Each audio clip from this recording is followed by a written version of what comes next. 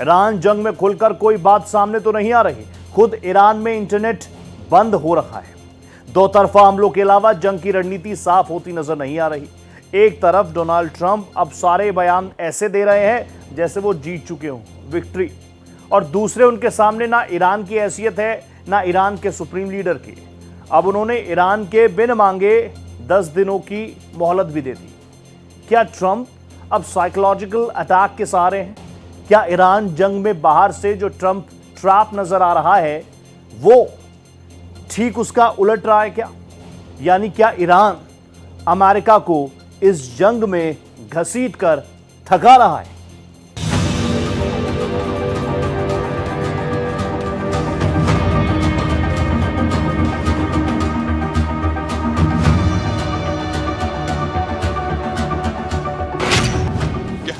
Blue battle और खतरनाक होता जा रहा है।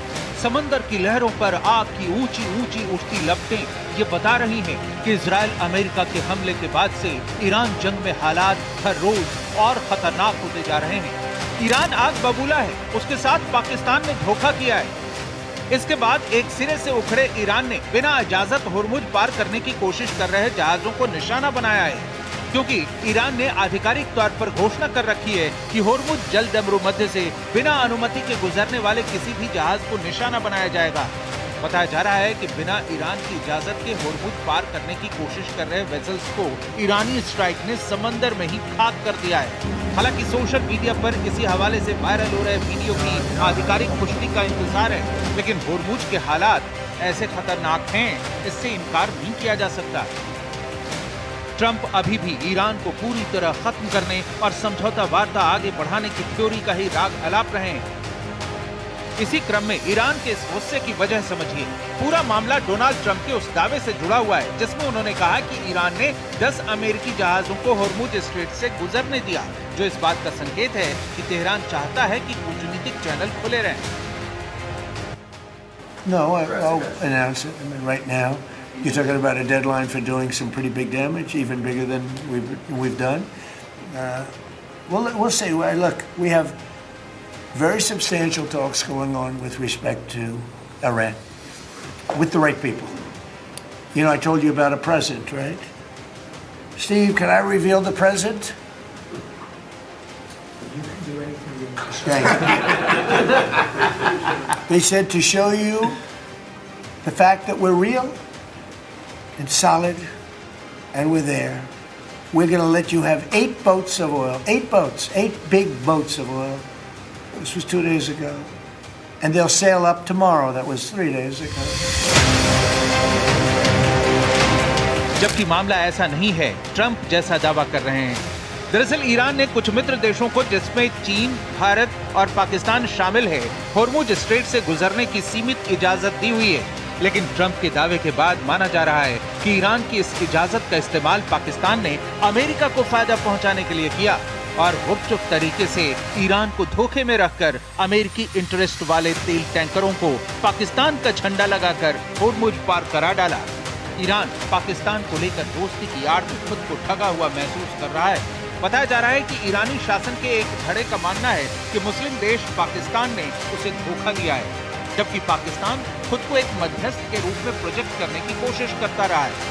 इस नए घटनाक्रम से पाकिस्तान चालाकी, चापलूसी और दलाली के खेल में बुरी तरह फंस गया है। दूसरी तरफ ट्रंप, जिन्होंने इससे पहले ईरान पर तंज कसते हुए कहा था कि उन्हें ईरान का सुप्रीम लीडर बनाने का प्रस्ताव दिया गया था, जिसे उन्होंने थैंक्स कहकर ठुकरा दिया, और अब ये 10 तेल टैंकरों के तोहफे दिए जाने की बात कर वो ईरान पर लगातार मनोवैज्ञानिक हमले कर रहे हैं। महायुद्ध के 28वें दिन भी बारूदी जंग चल रही है और सीज फायर पर ट्रंप की बयानबाजी भी उसी तरह जारी है। अब ट्रंप ने बातचीत के नए दावे के साथ ईरान के लिए नया अल्टीमेटम भी जारी किया है।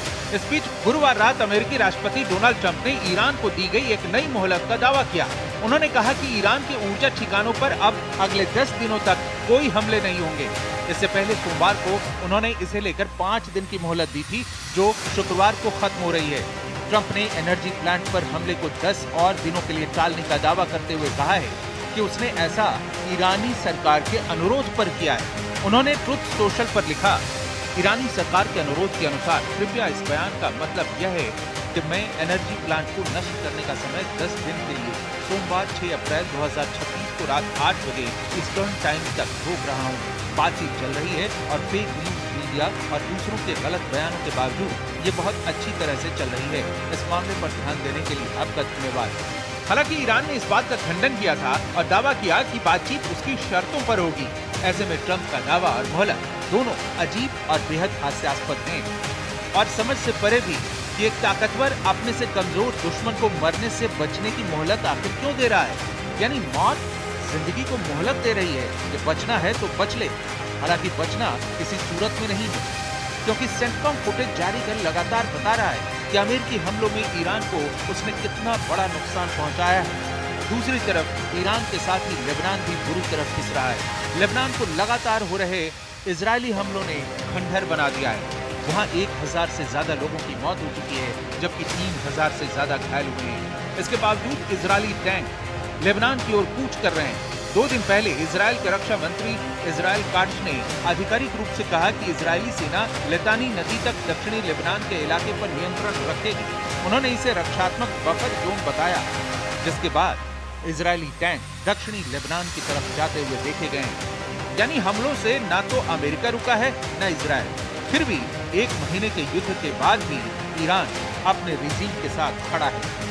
अब ट्रंप के पास सिर्फ ग्राउंड ऑपरेशन के ऑप्शन दिखाई दे रहे हैं, लेकिन तेहरान में बूट्स ऑन ग्राउंड आसान नहीं होगा। ऐसे में सवाल है कि ट्रंप की मोहलत और अल्टीमेटम वाले चक्र के पीछे है क्या। अमेरिकी ग्राउंड ट्रूप्स की बढ़ती तैनाती का मतलब और मकसद क्या है।